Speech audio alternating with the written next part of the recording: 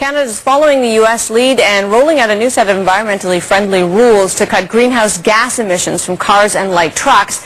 Under the new regulations, vehicles built between 2017 and 2025 will have to reduce emissions by an average of 5% a year every year. What does that mean for the automotive industry in Canada and for consumers? Michael Hatch is Chief Economist for the Canadian Automotive Dealers Association. Great to have you with us. Thanks for having me. So there was an immediate outcry from industry, from car makers, that this would add to costs and those costs would be passed on to consumers. Do we have any sense of whether that's true or not, or what kind of cost increases we're talking about?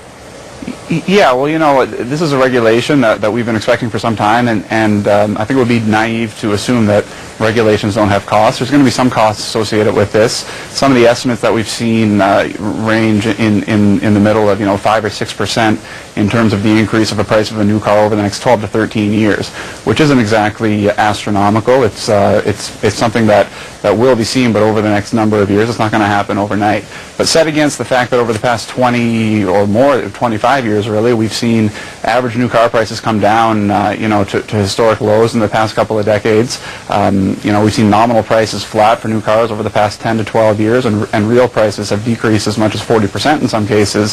So the increased costs associated with this new regulation, is not going to come anywhere near to reversing the increase in affordability that we've seen for new cars over the past 20 years. I see it as a bad move. Let me explain why from an investor's point of view. Most of these car companies want to sell their cars in high-growth jurisdictions, high GDP growth jurisdictions, yet they have to engineer for this new standard which caused their costs to go up. So now you're trying to sell this manufactured car from North America in India against Tata Motors, who doesn't have any of these regulations to deal with, doesn't have the legacy costs of parasitic unions on their back. And this just seems to me to make the industry even more uncompetitive globally, so that at some point down the road, the old dogs like Chrysler will just be bankrupt again, and we'll be asking for money from taxpayers to save them. We kind of put them out of business ourselves with unions and stupid regulations like this. Explain why I'm wrong.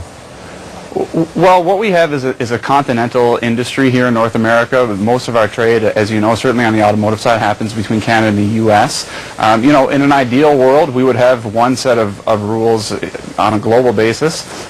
These regulations are meant to address global warming. It's called global warming for a reason. It's not provincial warming or state warming or city warming. It doesn't know what a border is. But in an ideal world, we would have the same set of rules all over the world.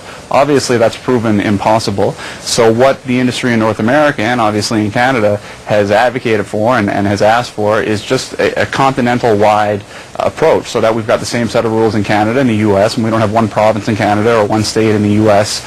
Going off and making its own set of rules with regards to greenhouse gas emissions or fuel economy.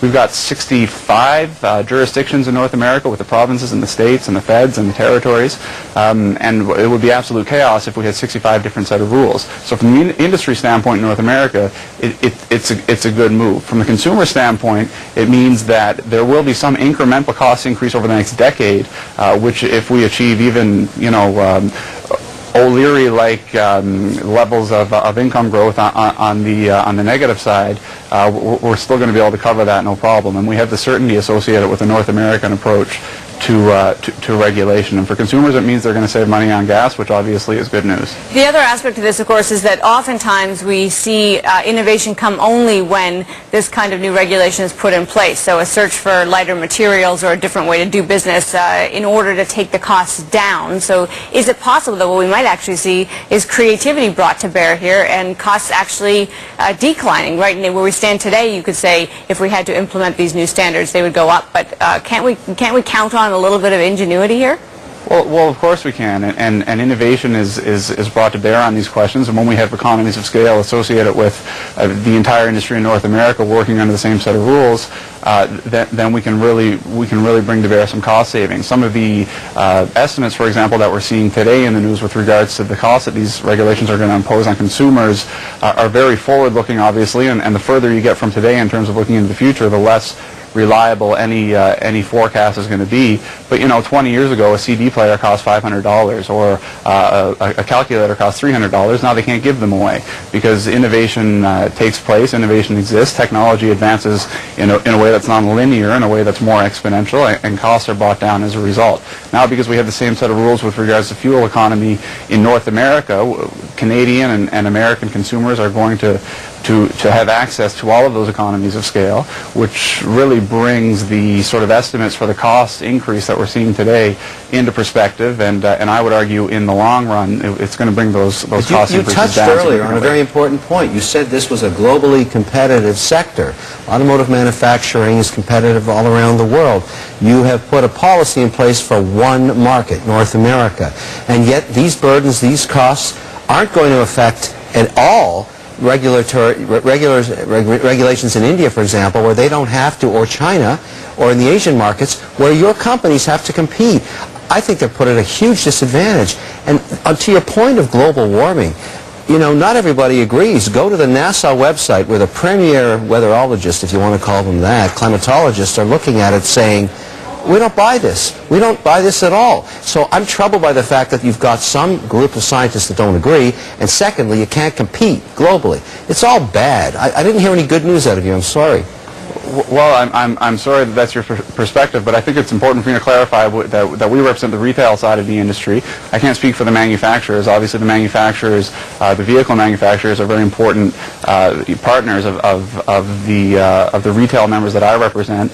And the retail sector in Canada has been very strong this year in terms of auto sales. We've seen 7% growth in terms of new car demand this year in Canada over last year, 10% top-line income growth. So certainly I can't speak for the manufacturers with regards to the challenges they face on a global scale. We sell primarily to a domestic market here in Canada, which has been very strong and will continue to be very strong with these regulations. All right, and we're not going to settle the climate change debate today either, Michael. Well, we appreciate your time. Thanks for being with us. Michael Hatch, Chief Economist, Canadian Automotive Dealers Association. Coming up, one NHL team is...